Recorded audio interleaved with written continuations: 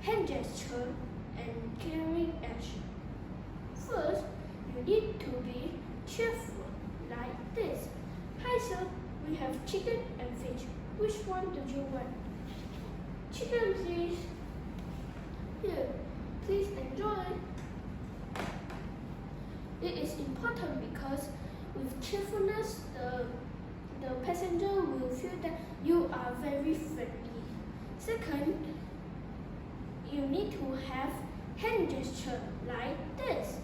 The exit will be at left and right. It is important because you can communicate to others who doesn't know how to speak our language. Third, you need to have caring action like this. Let me help you to put the luggage.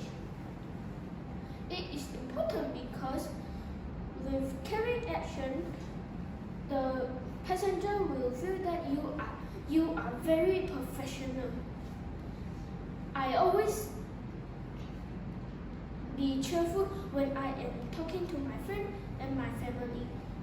So you need to have cheerful hand gesture and caring action.